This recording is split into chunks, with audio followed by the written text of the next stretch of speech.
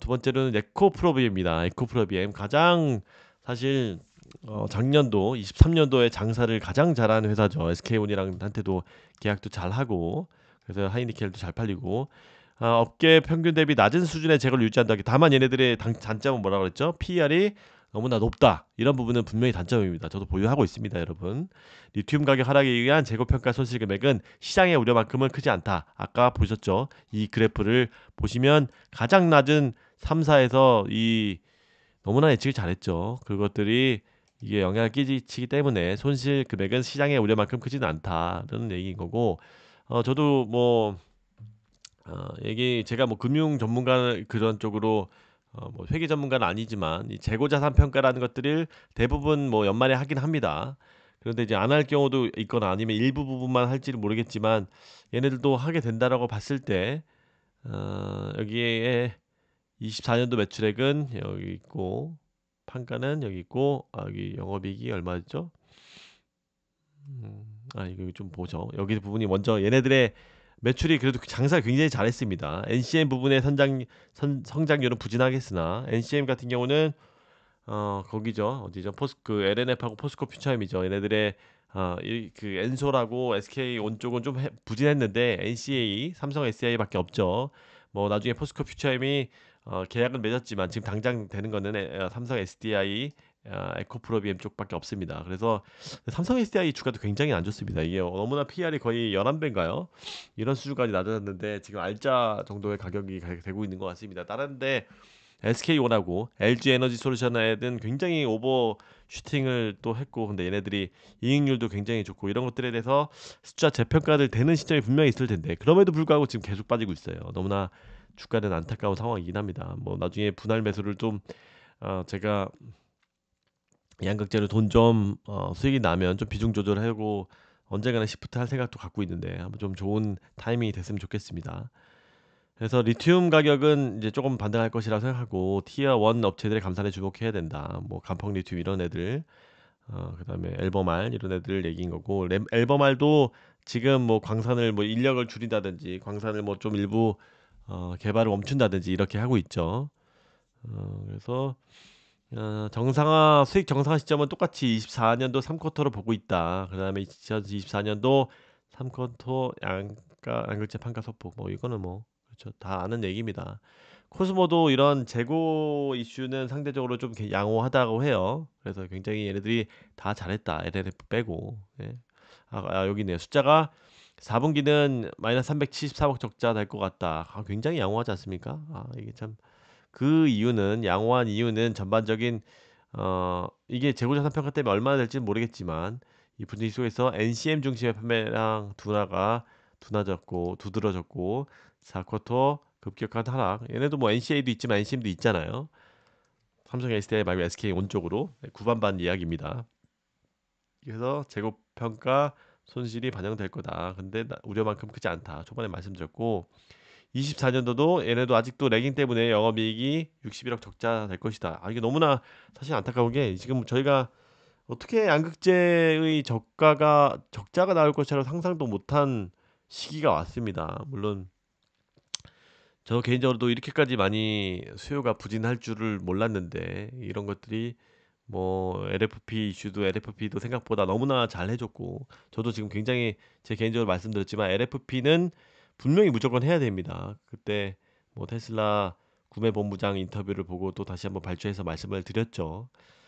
많은 분들이 무시하지만 LFP의 비중은 어느 정도 분명히 유지가 될 것이다. 그래서 그 걔네들이 비중이 계속 올라가는 바람에 우리도 좀 뭐 영향을 받은 부분도 있고 리튬 뭐 최악의 상황도 온 거 있고 아무튼 리튬이 이렇게 유지만 돼도 요거는 또 좀 더 개괄적인 이야기지만 리튬 가격이 이렇게 떨어질 때 뭐 올라지 않아도 돼요. 유지만 돼도 얘네들은 뭐 산 가격하고 판 가격은 똑같다고 한 가정이면 5% 이상씩은 이익을 낼 수 있는 업태예요. 아무리 뭐 10%까지는 하이싱글까지는 쉽지는 않겠지만 이런 5% 정도 이익을 낼 수 있기 때문에 리튬만 안정만 되면 됩니다. 예? 그 부분은 무조건 리튬이 올라야 되는 건 아닙니다.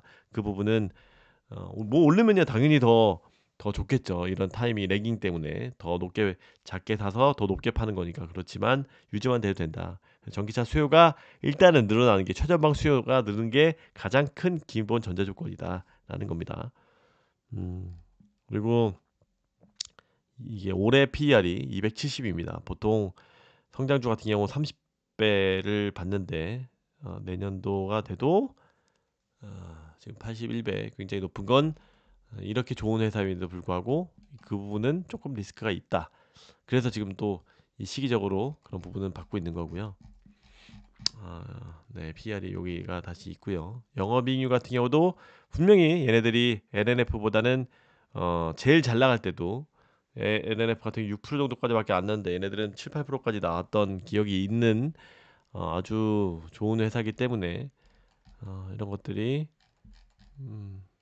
수직 계열화도 잘 돼 있고 분명히 뭐 제가 수직 계열화가 뭐 필요 없다고 하는 건 아니고요. 제 기준으로 작년에 LNF가 말하는 이유는 리튬 투기 실패였고 그 수직 계열화 때문에 뭐 1% 정도의 뭐 효과는 있을 거로 생각이 됩니다만 잘 돼 있는 회사가 에코프로비엠이죠. 그래서 얘네들은 그래도 선봉하고 있다. 다만 이런 수주 이벤트도 분명히 지금 당장은 나올 거는 없죠. 지금 삼성 SDI가 50조 정도 나왔고 뭐 테슬라 쪽에 납품을 한다고 하는데 저 개인적으로는 그런 부분은 좀 워낙 뭐 지금 빅마우스 선대인 님이나 이런 분들이 많이 얘기해서 그렇지만 또 제 개인적으로는 뭐 이렇게 빨리 나오는 건 쉽지 않다고 봅니다. 아무튼 그렇고 포스코 퓨처엠 얘네들도 좀 짧게 보면 얘네들도 재고자산 평가를 제외한 것 같아요. 그래도 4분기 같은 경우는 234억으로 시장 예상치를 하회 정도 이렇게만 나오면 얼마나 좋습니까? 예. 그래도 굉장히 잘한 겁니다. 재고자산 평가를 제외했지만 얘네들 부지는 폴란드양 슈라랑 급감 그다음에 뭐 레깅 효과 이거 다 똑같습니다. 근데 얘네들이 지금 제일 잘하는 게 미드니켈 양극재 이게 굉장히 잘하죠. 하이니켈 단결정 미드니켈 양극재. 참고로 LNF는 단결정 양극재 96%를 3분기부터 납품을 한다라고 해요. 제가 어 LNF IR 담당님이랑 얘기했을 때 단결정 양극재를 언제 납품을 할 거냐라고 했을 때 본격적인 거는 3분기 때 제 구지 3공장에서 이제 양산을 할 것이고 테슬라랑 24년 올해 1월 1일부터가 본격적인 계약 시기죠. 그랬을 때 본격적으로 매출이 드라마틱하게 올라가는 건 2분기라고 합니다. 1분기 때는 뭐 조금씩 나가기는 하겠지만 그래서 그런 부분은 좀 참조하시면 좋을 것 같고요. 매출에 직접적으로 영향을 미치는 거는 2분기가 될 것이다라고 볼 수 있고 이 미드니켈 LNF의 하이니켈 양극재는 96%짜리는 3분기다 이렇게 보시면 좋을 것 같습니다. 그래서 얘네 같은 경우는 좀 뉴스에 많이 나왔죠. 이게 단결정 양극재가 수율이 그렇게 높지가 않은 상황이긴 합니다. 그런 부분은 좀 리스크로 있고 다만 얘네들이 포스코 퓨처엠은 가장 장점이 돈 많은 거였고 그 다음에 수직 계열화 포스코 홀딩스를 비롯해서 이런 리튬 이 수직 계열화가 너무나 잘 돼 있다는 게 장점임에도 불구하고 기술이 조금 약점이었습니다. 그래서 얘네들의 중심 매출이 갖고 있는 게 N 6 시리즈였죠. 니켈 60%의 비중을 6돌도를 주력으로 하고 있는데 뉴스에도 나왔었죠. 1공장을 거의 물량이 거의 없다시피 줄였습니다. 그래서 얘네들이 뭐 반박 기사도 냈긴 했지만 그 분명히 6 시리즈는 이렇게 수요가 팽창하는 시기는 그것도 갖다 쓸 정도로 그렇지만 이렇게 축소되는 시기는 그런 거 굳이 안 쓰죠. 그래서 6돌들은 이제 거의 끝나가는 분위기다. 대부분 8 시리즈 8 정도의 니켈 함량을 갖고 있는 하이니켈 정도까지는 진출을 무조건 해야 되고 그 비중이 훨씬 더 많이 늘어날 것이다. 그래서 그나마 굉장히 잘 대응을 했던 게 미드니켈 기술 후발 주자임에도 불구하고 니켈 86%를 잘 성공적으로 했고 다만 이런 것들이 수율이 좀 안 나오는 이슈가 있다라는 부분은 참조로 두시면 좋을 것 같고 기존 LG를 거의 꿰차고 있죠. 이런 것들이 또 지금 권영수 부회장이 또 출마할 것 같은데 포스코 홀딩스의 회장이 될 확률이 높죠. 그래서 이런 것들이 관계가 그래도 거의 대등하게 잘 가는 거는 LG랑 잘 이렇게 협력 관계를 구축하는 거는 포스코 퓨처엠의 굉장한 장점이긴 합니다. 그리고 얘네들도 장점은 지금 수주 이벤트가 또 나올 수도 있다라는 그런 부분이 좀 장점이고요. 어, 특히 얘네들의 주력은 LG의 엔소를 통해서 GM입니다. 그래서 제가 이전에도 영상에도 말씀드렸듯이 올해는 특히 전기차 수요가 중요하기 때문에 최종적으로 OEM들을 어디를 갖고 있느냐가 굉장히 중요한데 얘네들은 GM이 주력 고객사입니다. 물론 다른 데도 있지만 그래서 GM들이 잘 팔려야 되는 거고 GM 1공장에서 이제 GM 2공장이 24년도 7월에 이제 본격적으로 양산이 될 것이기 때문에 이런 것들이 출하량이 굉장히 중요하다. OEM이 GM이 이런 것들이 잘 팔리는 것들이 굉장히 중요하다. 그래서 견고한 P와 Q 성장률을 지지할 것이다.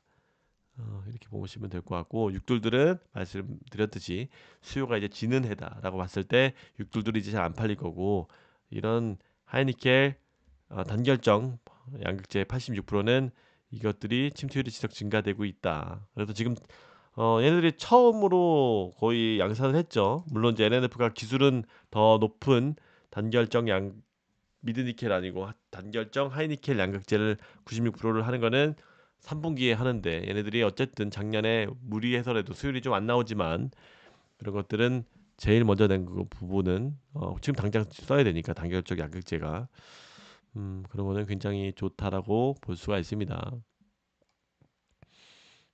그리고 여기에서 사실 제가 한 2년 전에인가요? 방송을 했을 때 단점이 일단 성장하는 양극재에 비해서 음극재 포트폴리오를 갖고 있다라는 부분이 사실 좀 단점으로 부각을 말씀을 드렸었어요. 그 이유는 양극재는 굉장히 많이 성장률이 거의 50% 60%씩 신장하는 때였고 근데 음극재는 뭐 10% 20%씩밖에 신장을 하지 않는 그런 소재였습니다. 그런데 좀 이제 분명히 바뀌었습니다.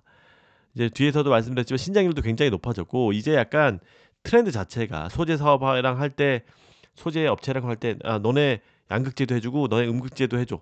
그리고 이런 것들이 패키지 너 양극재 음극재 다 쓸 테니까 얼마에 해줘. 이런 것들의 협상의 방식이 굉장히 많이 활용이 되고 있습니다. 특히 그게 왜 중요해졌냐면 IRA 때문에 이런 것들을 되게 복잡하게 따지기가 쉽지 않아졌습니다. 그래서 귀해졌습니다. 그래서 다들 아시다시피 음극재 같은 경우는 음, 우리 국내에서 흑연 같은 경우는 대부분 90% 이상이 중국에서 나오고 있기 때문에 우리나라의 물량이 굉장히 중요한데 포스코가 거의 유일하게 지금 우리나라에서 음극재를 하고 있습니다.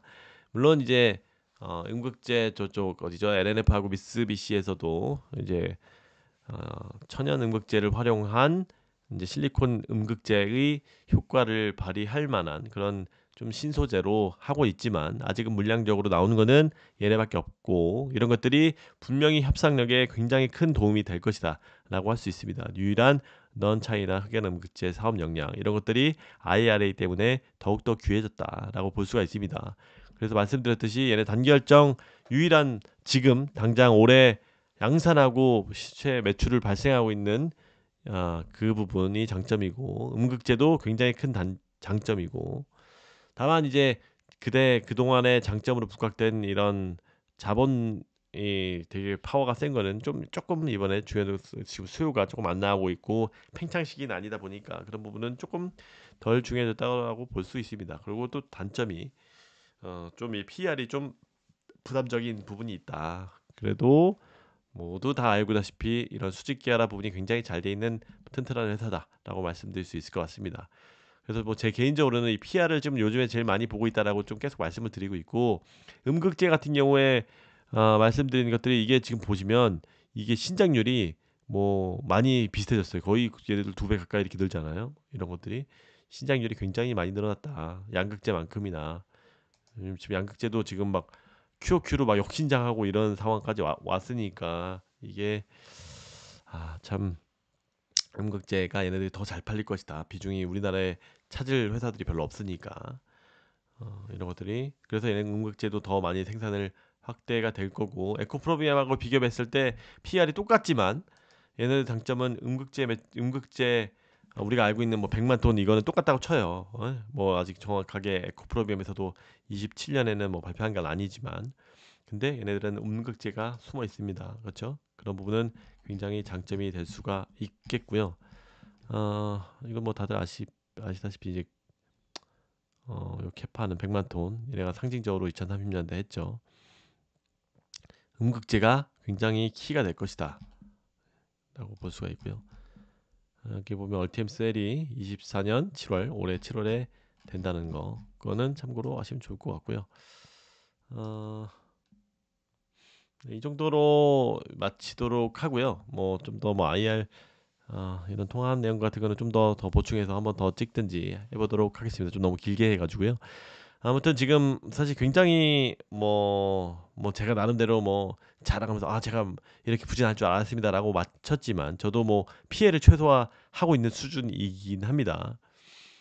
PR 낮은 애들한테 좀 옮겨놔서. 근데 분명히 지금 어려운 시기를 지나고 있는 것은 확실합니다. 왜냐하면 분명히 매출은 3분기부터 확실하게 좋아질 것이고 수요 같은 것들이 그렇다고 하면 주가 반영은 2분기부터는 6개월 먼저 된다고 하면 3개월, 6개월 정도 먼저 받는다고 선 반영한다고 하면 2분기부터는 분명히 주가도 반등을 해줄 겁니다. 특히 2월, 3월 정도부터는 또 좀 더 빨리 반영을 해줄 것이라고 생각을 합니다. 그래서 굉장히 지금 막 모든 종목들이 이렇게 부진을 하고 있지만 잘 버티다가 이런 것들이 많이 떨어졌을 때 분할 매수를 해서 이렇게 또 반등을 했을 때 이런 것들이 지는 섹터가 아니기 때문에 그런 부분이 저희의 큰 장점이라고 계속 누누이 말씀드리고 있는데 제가 뭐 무작정 갖고 있자는 이야기인 거 아닙니다.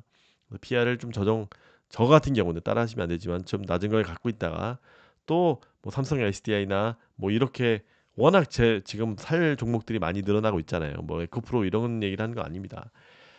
그 객관적인 숫자도 잘 나오는 그런 우량주들을 담아 놓으면 나중에 또 큰 도움이 되지 않을까. 이런 시기는 또 지나간다라고 볼 수도 말할 수 있을 것 같아요.